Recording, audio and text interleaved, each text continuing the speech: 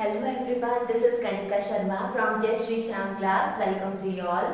तो last class में हम लोगों ने क्या पढ़ा था कि स्टेनिंग ऑफ बैक्टीरिया, जिससे हमने क्या डिटरमाइन किया था उस बैक्टीरिया की पैथोजेनेसिटी, है ना। तो हमने दो तरीके के बैक्टीरियाज पढ़े थे, gram positive and gram negative. जो ग्राम पॉजिटिव थे वो कैसे थे कि सस्टेन स्टेन, है ना, और जो ग्राम नेगेटिव बैक्टीरिया था उनमें कोई स्टेनिंग नहीं आ रही थी, है ना। तो आज डिफरेंस पढ़ेंगे क्योंकि ये डिफरेंस पूछ लेते हैं आपके। तो जो ग्राम पॉजिटिव है वो उसकी जो सेल वॉल है वो कैसी होती है, सिंगल लेयर होती है, और आपका जो ग्राम नेगेटिव है उसकी जो लेयर होती है वो कैसी होती है, टू लेयर यानी कि डबल। नेक्स्ट क्या है कि जो लिपिड कंटेंट है वॉल का वो कैसा होता है, कम होता है। कौन सा content, cell wall lipid content, ठीक है। जो लिपिड कंटेंट है आपके ग्राम पॉजिटिव में वो क्या होता है, कम होता है, और यहाँ पे क्या होता है, lipid content of wall 20 to 30%, ठीक है।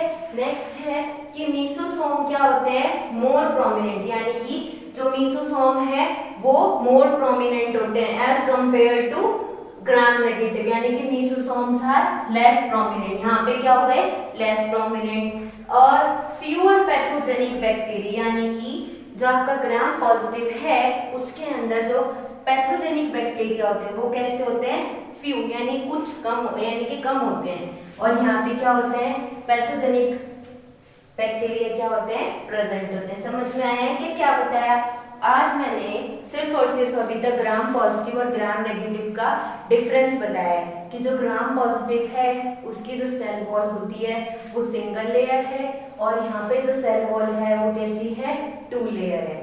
यहाँ पे जो ग्राम पॉजिटिव है उसका जो लिपिड कंटेंट है वो कम है, और यहाँ पे जो लिपिड कंटेंट है वॉल का वो क्या है, 20 to 30% है।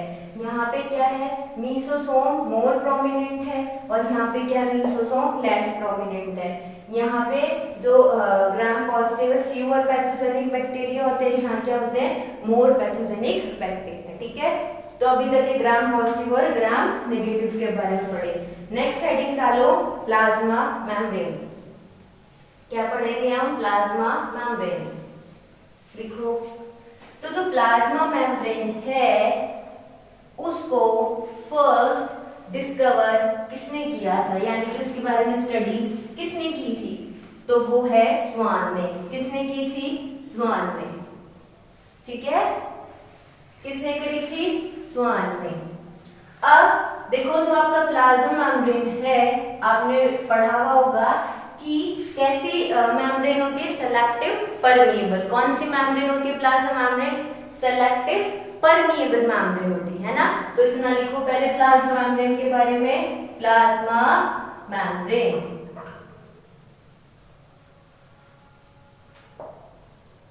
तो देखो सबसे पहले फर्स्ट स्टडीड बाय,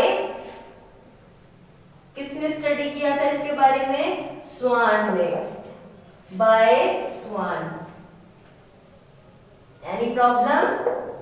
नेक्स्ट क्या है कि ये प्लाज्मा मेम्ब्रेन है वो आपकी कैसी मेम्ब्रेन है बच्चों, सेलेक्टिव परमिएबल मेम्ब्रेन, है ना, selective permeable membrane.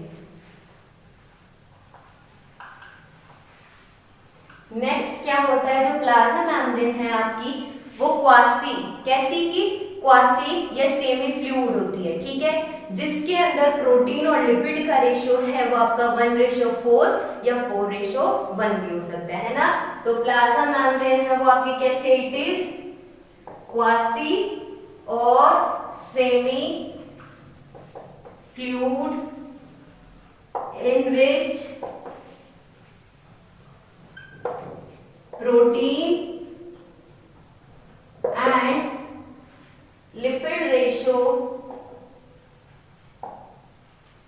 varies in 1:4 और 4:1, ठीक है।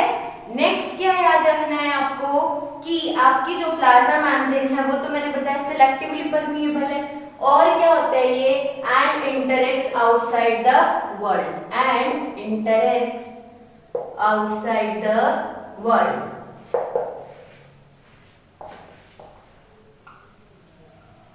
है। नेक्स्ट आपको क्या याद रखना है कि जो आपकी प्लाज्मा मेम्ब्रेन है ये होती है एम्फीपैथिक। कौन सी पैथिक? एम्फीपैथिक, यानी कि इसके अंदर हाइड्रोफोबिक भी प्रेजेंट है और क्या प्रेजेंट है? हाइड्रोफिलिक, है ना। It is amphipathic. समझ में तो आ रहा है क्या जो मैं बता रही हूँ? आ रहा है क्या? देखो अभी तक ये आपका कुछ ज्यादा टॉपिक मतलब ऐसे स्टार्ट तो हो गया है सेल बायोलॉजी, पर क्या है अभी मतलब आपको बस अभी बेसिक्स है ये नॉर्मली, है ना। अभी ये सब चीजें याद रखनी ही पड़ेगी। देन हम लोग राइबोसोम, फिर यूकैरियोट्स, फिर एंडोमेम्ब्रेन, फ्रूट मोज़ेक मॉडल, ये सब आगे पढ़ेंगे। पर ये क्या है आपका थोड़ा सा 9th क्लास से क्या बेसिक होता है, तो इसलिए सेल का चैप्टर लिया है फर्स्टली, है ना। वरना तो हमें लिविंग वर्ल्ड लेने में भी क्या था, वो भी आसानी है चैप्टर तो। पर अपने क्या है कि आपने 9th क्लास में सेल के बारे में पढ़ा है, थोड़ा सुना है, रॉबर्ट हुक के बारे में सुना है, रॉबर्ट ब्राउन, तो थोड़ा क्या आपको नया बनना लगे, है ना। तो इसलिए क्या है आपने सबसे पहले ये चैप्टर सेल स्टार्ट किया, ठीक है। तो क्या है ये एम्फीपैथिक होता है। कौन सा पैथिक? एम्फी। इसका मतलब क्या है, इसके अंदर हाइड्रोफोबिक भी प्रेजेंट है और हाइड्रोफिलिक भी प्रेजेंट है। इसका मतलब ये, ठीक है, समझ में आया। तो ये हो गई आपकी प्लाज्मा मेम्ब्रेन, ठीक है। अब देखो कुछ टर्म्स हैं वो आपको याद ही रखनी पड़ेंगी, है ना। तो देखो कुछ टर्म्स कौन कौन सी हैं। फर्स्ट है जैसे कि इसको रब कर दूं, और जो आपकी जो सारे नोट्स है ना वो आपको टेलीग्राम के लिंक से मिल जाएंगे, आप डिस्क्रिप्शन में देख लिया करो, है ना। तो नोट्स के लिए इधर उधर भटकने की जरूरत नहीं है। कोई पॉइंट समझ नहीं आए तो रिपीट कर करके देख लिया करो, या कुछ क्वेश्चन पूछना हो कि भाई हमें ये टॉपिक समझ नहीं आया, इसमें कोई आइडिया थोड़ी, तो आप कमेंट सेक्शन पे पूछ सकते हो, है ना। और टेलीग्राम का जो लिंक गिवन है उसमें से आप नोट्स ले सकते हो क्लास वाइज। अब देखो मैं पढ़ा रही थी प्लाज्मा मेम्ब्रेन के बारे में, है ना। तो देखो एक मीसोसोम नाम है। क्या नाम है? मीसोसोम। तो देखो इसको अच्छे से समझना है, मीसोसोम क्वेश्चन आ जाता है। तो देखो जो आपका मीसोसोम है वो मेम्ब्रेनस स्ट्रक्चर है। कौन सी स्ट्रक्चर है? मेम्ब्रेनस स्ट्रक्चर है। किसके अंदर? प्रोकैरियोट्स के अंदर। और ये जो मेम्ब्रेनस स्ट्रक्चर है वो किससे फॉर्म होती है? By the extension of plasma membrane. किससे फॉर्म होती है ये membranous structure? It is form by the extension of plasma membrane into the cell. इसको हम बोलते हैं मीसोसोम। और ये मीसोसोम क्या है? एक तरीके से मतलब ये समझ लो कि जो मीसोसोम है जैसे कि अपनी बॉडी के अंदर माइटोकॉन्ड्रिया काम करता है ना, एटीपी वगैरह का, ऐसे ही क्या है ये मीसोसोम क्या है ये फंक्शन करता है प्रोकैरियोट्स में। जैसा कि जो फंक्शन माइटोकॉन्ड्रिया हमारे मल्टीसेलुलर ऑर्गेनिजम्स में करता है, ह्यूमन बीइंग में करता है, ऐसे ही जो मीसोसोम है सेम माइटोकॉन्ड्रिया के जैसा फंक्शन किसके अंदर करता है? प्रोकैरियोट्स के अंदर करता है, ठीक है। अब ये जो मीसोसोम है ये आपका किस किस फॉर्म में हो सकता है? मतलब जो आपका एक्सटेंशन हुआ है प्लाज्मा मेम्ब्रेन का वो किस किस के फॉर्म में हो सकता है? या तो ट्यूब्यूल की फॉर्म में, या वेसिकल्स की फॉर्म में, या लैमेला की फॉर्म में, ठीक है क्या। या तो ट्यूब्यूल की फॉर्म में, या वेसिकल्स की फॉर्म में, या लैमेला की फॉर्म में, ठीक है। अब ये जो मीसोसोम है वापस बताऊंगी क्या है? Extension of plasma membrane. Extension of plasma membrane into the cells। ये क्या हो गया आपका? मीसोसोम, ठीक है। ये क्या होता है? एक तरीके से इनफोल्डिंग्स होती हैं प्रोकैरियोट्स के अंदर, और ये एक स्पेशल मेम्ब्रेनस स्ट्रक्चर होती है जो यूकैरियोट्स में नहीं मिलती है, सिर्फ कहाँ मिलती है? आपका प्रोकैरियोट्स में मिलती है, ठीक है। ये हो गया। अब क्या है ये जो प्रोकैरियोट्स के अंदर जो मीसोसोम है हाँ, तो क्या है ये जो मीसोसोम है ये हो गया आपका एक्सटेंशन ऑफ प्लाज्मा मेम्ब्रेन, और ये किसकी फॉर्म में होता है? ट्यूब्यूल की, वेसिकल की और लैमेला की, ठीक है। अब ये क्या है, इसका काम क्या होता है? तो दे हेल्प इन जो फॉर्म्स बताई है ना मैंने कि जो भी आपकी क्या एक्सटेंशन होती है प्लाज्मा मेम्ब्रेन की, किस किस की फॉर्म में प्रेजेंट होती है, एक ट्यूब्यूल्स, वेसिकल्स, लैमेला, और ये किस किस में हेल्प करते हैं, they help in cell wall formation, DNA replication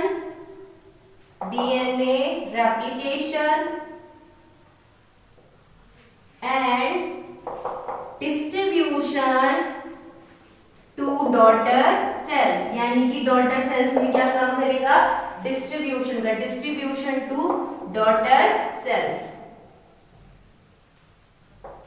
ठीक है, ये क्या काम हो गया आपका, ये जो भी एक्सटेंशंस थी ये किस किस की फॉर्म में प्रेजेंट है आपका, ट्यूब्यूल्स हुआ, लैमेला हुआ और वेसिकल्स हुआ। ठीक है, और ये क्या काम कर सकता है, they also help in secretion,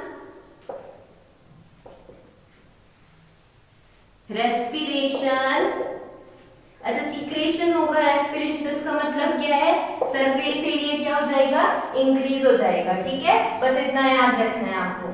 mainly क्या याद रखना है, जो एक्सटेंशन है प्लाज्मा मेम्ब्रेन का वो किस किस की फॉर्म है, ट्यूब्यूल्स, वेसिकल्स और लैमेला की, जो किस किस में हेल्प करेगा आपका, सेल वॉल फॉर्मेशन में, DNA replication and distribution to daughter cells और सीक्रेशन और रेस्पिरेशन में। ठीक है, अब देखो कि एक्सटेंशन जो प्लाज्मा मेम्ब्रेन का है, ठीक है, प्रोकैरियोट्स के अंदर, वो तो हमने बोल दिया मीसोसोम। अब क्या है कि एक्सटेंशन है प्लाज्मा मेम्ब्रेन का, या बोल सकते हो सेल मेम्ब्रेन का, किसके अंदर, इसी प्रोकैरियोट्स के अंदर, बट अब किसमें है, सेल में ना होके किसमें है, साइटोप्लाज्म में, किसमें, साइटोप्लाज्म में, और उसी को हमने क्या बोला है, क्रोमैटोफोर। क्या बोला है, क्रोमैटोफोर। क्रोमैटोफोर किसको बोला है, extension of cell membrane into the cytoplasm, किसके अंदर, साइटोप्लाज्म के अंदर। ठीक है, जिसके अंदर ये क्रोमैटोफोर जो है, इसके अंदर क्या मिलेगा आपको, पिगमेंट्स कंटेन होते हैं, which contains pigment, which contains pigment. तो समझ में आया क्या आपको कि क्रोमैटोफोर क्या, क्रोमैटोफोर भी क्या है, एक्सटेंशन ही है, जैसे प्लाज्मा मेम्ब्रेन की थी ऐसे ही यहाँ पे सेल मेम्ब्रेन का एक्सटेंशन है, किसके अंदर, प्रोकैरियोट्स के अंदर, इनटू द साइटोप्लाज्म। ठीक है, और जिसके अंदर क्या प्रेजेंट है, आपके पिगमेंट्स प्रेजेंट है, क्या प्रेजेंट है, पिगमेंट्स प्रेजेंट है। ठीक है, इसको हमने क्या बोला है, आपका क्रोमैटोफोर। ठीक है, अब देखो और पॉइंट्स की बात करें तो जो आपके बैक्टीरियाज होते हैं ना, बैक्टीरियाज वो क्या है, मोटाइल भी हो सकते हैं, यानी कि मूव भी कर सकते हैं, और मे बी नॉन मोटाइल, है ना, मोटाइल भी हो सकते हैं और नॉन मोटाइल भी हो सकते हैं। कौन, आपके बैक्टीरियाज। अब क्या है, जो बैक्टीरिया है अगर क्या हुए, मोटाइल हुए, अगर मोटाइल हुए तो इसका मतलब मोटाइल क्यों है, due to the presence of flagella, और ये जो फ्लैजिला है ये किससे फॉर्म होता है, by the extension of cell membrane. ठीक है, ये जो फ्लैजिला है किससे फॉर्म हुआ, extension of cell membrane into the cytoplasm, और ये जो आपका साइटोप्लाज्म जो फ्लैजिला है ये क्या काम कर रहा है, मूवमेंट का, यानी कि मोटिलिटी का काम कर रहा है। ठीक है, तो अगर कोई बैक्टीरिया है उसके अंदर फ्लैजिला, यानी कि मोटाइल है, यानी कि मूव कर रहा है, तो इसका मतलब किसकी वजह से कर रहा है, फ्लैजिला की वजह से, और फ्लैजिला एक्सटेंशन होता है सेल मेम्ब्रेन का इनटू द साइटोप्लाज्म। और क्या होता है कि जो फ्लैजिला है ये 3 पार्ट से मिलकर बना है, किस किस से, 3 पार्ट से। फर्स्ट है आपका फिलामेंट, सेकंड है आपका हुक, एंड थर्ड है आपका बेसल बॉडी। कौन सी बॉडी, बेसल बॉडी। ठीक है, अगर बैक्टीरिया मोटाइल है तो इसका मतलब उसमें क्या प्रेजेंट है, फ्लैजिला प्रेजेंट है, फ्लैजिला प्रेजेंट है तो इसका मतलब वो क्या, एक्सटेंशन है सेल मेम्ब्रेन का इनटू द साइटोप्लाज्म, और जो फ्लैजिला है उसके 3 पार्ट्स हो गए, कौन कौन से, फर्स्ट है फ्लैजिला के पार्ट्स है ये, कौन कौन सा फर्स्ट है आपका? फिलामेंट। फिलामेंट क्या होता है? लॉन्गेस्ट पोर्शन होता है। कौन सा पोर्शन होता है? लॉन्गेस्ट पोर्शन होता है जो हेल्प करता है उसकी मोटिलिटी में, ठीक है। नेक्स्ट क्या हो गया? हुक। और थर्ड पार्ट है इसका बेसल बॉडी। किसका? फ्लैजिला का, ठीक है। तो फ्लैजिला ने क्या काम करा? मोटिलिटी में काम करा। अब क्या है? फ्लैजिला के अलावा एक और नाम है आपका पिलाई एंड फिम्ब्री। ये क्या है? मोटिलिटी में तो हेल्प नहीं करते हैं, पर ये क्या है आपके इसे फ्लैजिला मतलब आपके जो बैक्टीरिया है उनमें ही ये है टाइप्स।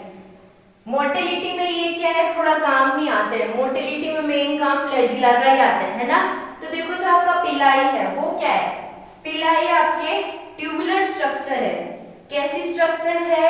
ट्यूबुलर स्ट्रक्चर, ठीक है। ये ट्यूबुलर स्ट्रक्चर है पिलाई। अब ये ट्यूबुलर स्ट्रक्चर है, ये किससे होती है? स्पेशल प्रोटीन से बनती है। किससे? स्पेशल प्रोटीन से बनती है। समझ में आया कि आपका जो पिलाई है वो ट्यूबुलर स्ट्रक्चर है, यानी कि ऐसी स्ट्रक्चर होती है ट्यूब्स के जैसी, ठीक है। अब क्या है? और ये किससे मिलकर बनी है? एक स्पेशल प्रोटीन से। अब जो फिम्ब्री है वो कैसी होती है? फाइबर लाइक स्ट्रक्चर होती है। कैसी स्ट्रक्चर? फाइबर्स लाइक स्ट्रक्चर, जो किसमें हेल्प करती है? देखो जो बैक्टीरियाज होते हैं ना, जो रॉक्स पे या कोई भी हॉस्ट टिश्यू पे उस पे जो क्या होते हैं जैसे बैक्टीरिया रॉक्स के ऊपर क्या होते हैं, मतलब कि एक तरीके से अटैच करने का काम किसका होता है? फिम्ब्री का होता है। कोई बैक्टीरिया है या तो हॉस्ट टिश्यू पे या फिर आपके रॉक्स पे अटैच होने का काम कौन कराता है? उनको फिम्ब्री कराती है, ठीक है। यानी कि पिलाई एंड फिम्ब्री लोकोमोशन का या मोटिलिटी का तो काम नहीं करता है, उसका काम कौन करता है? आपका फ्लैजिला, ठीक है। फ्लैजिला के 3 पार्ट्स हैं। कौन कौन से? Filament, hook and basal body. और आपका पिलाई है वो ट्यूबुलर स्ट्रक्चर है जो कि क्या है? स्पेशल प्रोटीन से मिलकर बना है और ट्यूब के जैसा दिखता है, ट्यूबुलर स्ट्रक्चर। और क्या है? फिम्ब्राई। फिम्ब्राई क्या है? फाइबर लाइक स्ट्रक्चर है जो क्या काम करता है? आपका हॉस्ट टिश्यू या फिर जो बैक्टीरियाज हैं वो रॉक्स पे क्या करते हैं? अटैचमेंट का काम किसका होता है? फिम्ब्री का होता है, ठीक है। अब नेक्स्ट हम बात करेंगे आपकी इंक्लूजन बॉडीज का। किसका? Inclusion bodies. क्या आपके जो प्रोकैरियोट्स हैं वो क्या है कि मतलब कुछ स्टोर तो करते ही होंगे ना food in the form of inclusion bodies, यानी कि जो आपके प्रोकैरियोट्स हैं जैसे कि प्लांट्स थे उन्होंने स्टोर किया था फूड स्टार्च की फॉर्म में, है ना। तो प्रोकैरियोट्स हैं वो भी कुछ ना कुछ स्टोर तो करते ही हैं अपनी बॉडी में in the form of prokaryotes. क्या स्टोर करते हैं? यानी कि in the form of inclusion bodies, यानी कि इंक्लूजन बॉडीज की फॉर्म में जो भी अपना क्या है कुछ भी फूड है या उनको कुछ भी स्टोर करना होता है वो किसकी फॉर्म में करते हैं? In the form of inclusion bodies, inclusion bodies. और ध्यान रखना मैंने प्रोकैरियोट और यूकैरियोट के डिफरेंस में भी बताया था, इनके अंदर कोई न्यूक्लियर मेम्ब्रेन नहीं होती, कोई न्यूक्लियस प्रेजेंट नहीं होता। तो बताओ जो प्रोकैरियोट्स ये क्या है? इंक्लूजन बॉडीज की फॉर्म में इनका कुछ भी क्या है? सब स्टोरेज है इनकी बॉडी के अंदर। तो क्या है? क्या वो किसी मेम्ब्रेन से वो होगा बाउंड होगा? नहीं, यानी कि मेम्ब्रेन बाउंड नहीं होगा, ऐसी फ्री फॉर्म में रहेगा, है ना। तो वो जो स्टोर हुआ है वो क्या क्या हो सकता है? या तो साइनोफाइसिन ग्रेन्यूल्स। कौन से ग्रेन्यूल्स? Cyanophycin granules. या फिर ग्लाइकोजन ग्रेन्यूल्स, या फिर फॉस्फेट ग्रेन्यूल्स। ये क्या हो गए आपके इंक्लूजन बॉडीज में जो भी स्टोरेज है वो इन फॉर्म में। या फिर ये बोल सकते हो कि गैस वैक्यूल्स। क्या है? गैस वैक्यूल्स भी किस किस में मिलेंगे? Gas vacuoles are also found in blue green and purple and green photosynthetic bacteria, है ना। यानी कि गैस वैक्यूल्स भी मिल सकते हैं। Gas vacuoles are found in, ध्यान रखना कहाँ कहाँ मिलते हैं, are found in blue green and purple and green photosynthetic bacteria. ठीक है, ये हो गई आपकी इंक्लूजन बॉडीज, सिंथेटिक बैक्टीरिया। ठीक है, ये हो गया। ये क्या है आपका प्रोकैरियोट्स में इंक्लूजन बॉडीज। ठीक है, कि किस किस की फॉर्म में स्टोर रहती है, साइनोफाइसिन ग्रेन्यूल या ग्लाइकोजन ग्रेन्यूल या फॉस्फेट ग्रेन्यूल। और गैस वैक्यूल्स कहाँ कहाँ मिलेंगे, blue green and purple and green photosynthetic bacteria में। ठीक है, अब आज की क्लास का लास्ट टॉपिक क्या है, राइबोसोम, वो और पढ़ लेते हैं। तो देखो राइबोसोम है वो मेम्ब्रेन बाउंड स्ट्रक्चर है या नॉन मेम्ब्रेन बाउंड स्ट्रक्चर है। तो देखो जो मेम्ब्रेन था वो आपका क्या था, नॉन मेम्ब्रेन बाउंड स्ट्रक्चर था, और वो प्रोकैरियोट्स में भी मिलता है और यूकैरियोट्स में भी मिलता है। कौन, राइबोसोम। तो नेक्स्ट हेडिंग डालो, राइबोसोम। राइबोसोम क्या है बताओ, कैसे स्ट्रक्चर है, membrane bound non membrane bound, prokaryote में मिलता है यूकैरियोट में मिलता है, तो यानी कि नॉन मेम्ब्रेन बाउंड स्ट्रक्चर है।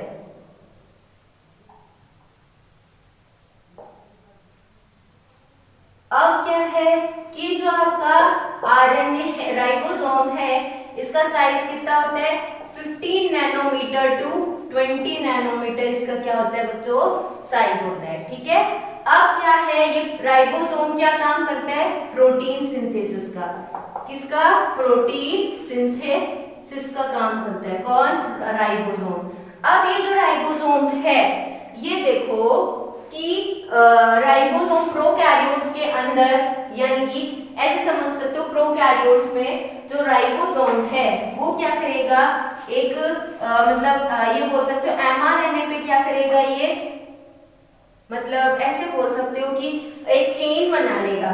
कौन, ये राइबोसोम, यानी कि many ribosomes are attached with mRNA and to form a chain। उस चेन को हम बोलेंगे पॉलीराइबोसोम। यानी कि मैं क्या बोल गई कि राइबोसोम्स हैं, यानी कि बहुत सारे राइबोसोम्स हैं, वो mRNA के साथ जुड़कर क्या बना लेंगे, एक एक चेन बना लेंगे, जिसको हम क्या बोलेंगे, पॉलीराइबोसोम।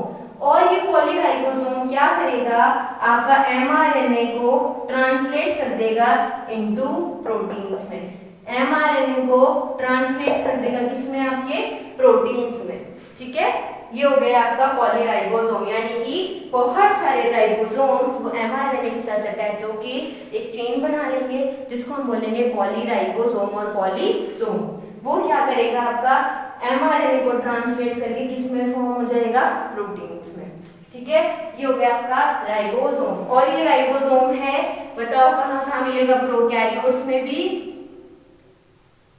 एंड यूकैरियोट्स में भी।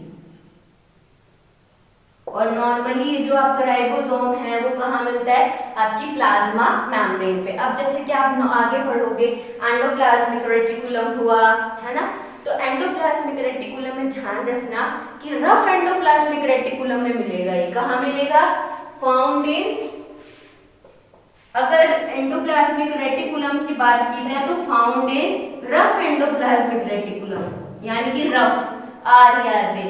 क्योंकि RER क्या है, सपोज ये रफ एंडोप्लाज्मिक रेटिकुलम की मेम्ब्रेन, यहाँ पे क्या होंगे, राइबोसोम प्रेजेंट होंगे, और ये राइबोसोम क्या करेंगे, साइट ऑफ प्रोटीन सिंथेसिस। ठीक है, किसका सिंथेसिस करता है ये, प्रोटीन का। ठीक है, और ये जो राइबोसोम है ना, ये किसने डिस्कवर किया था, जॉर्ज पैलाडे ने। किसने, जॉर्ज पैलाडे ने। और ये जो राइबोसोम है ये 2 यूनिट से मिलकर बना है, मैंने बताई थी ना पहले, 70S एंड 80S। तो बताओ 70S किस में मिला था आपको, प्रोकैरियोट्स में। किस में मिला था, प्रोकैरियोट्स में। और ये जो 70S है ये 2 यूनिट से मिलकर बना है, 50S एंड 40S। ठीक है, और आपका जो 80S है ये किस किस से मिलकर बना है, 60S एंड 40S। ये है 50S एंड 30S। ठीक है, यानी कि आपका जो राइबोसोम है वो 2 सब यूनिट से मिलकर बना होता है। अगर 70S बोलते जो वो तो 50s और 30s से। एस क्या है यहाँ पे? Svedberg unit. कौन सी यूनिट? Svedberg unit. कौन सी unit? Svedberg unit, which is indirectly independent of density and size। यानी कि किस किस पे इनडायरेक्टली क्या है? Coefficient of density and size. यानी कि इनडायरेक्टली क्या है? एक तरीके से ये बोल सकते हो आपकी जो स्वेडबर्ग यूनिट है वो क्या होती है आपका? Indirectly coefficient of density and size. S का मतलब यहाँ पे क्या है आपका? Svedberg unit. राइबोसोम किसने डिस्कवर किया था? जॉर्ज बैलाडे ने। 70s प्रोकैरियोट्स मिलते हैं, 80s यूकैरियोट्स में मिलता है।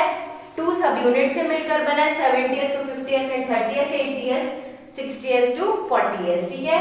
नेक्स्ट क्या है? प्रोटीन सिंथेसिस का काम करता है। इसका साइज होता है 50 nanometer to 20 nanometer. Non membrane bound structure होता है। पॉलीराइबोसोम यानी कि बहुत सारे राइबोसोम एमआरएनए के साथ अटैच होकर एक चेन बना लेते हैं जिसको हम बोलते हैं पॉलीराइबोसोम। ये पॉलीराइबोसोम क्या है? ट्रांसलेट करता है एमआरएनए को प्रोटीन्स के अंदर। ठीक है। और जो आपका राइबोसोम है एंडोप्लाज्मिक रेटिकुलम की बात करें तो रफ एंडोप्लाज्मिक रेटिकुलम पे मिलेंगे। और जो राइबोसोम है आपकी प्रोकैरियोट्स में मिलते हैं और यूकैरियोट्स में मिलते हैं। ठीक है।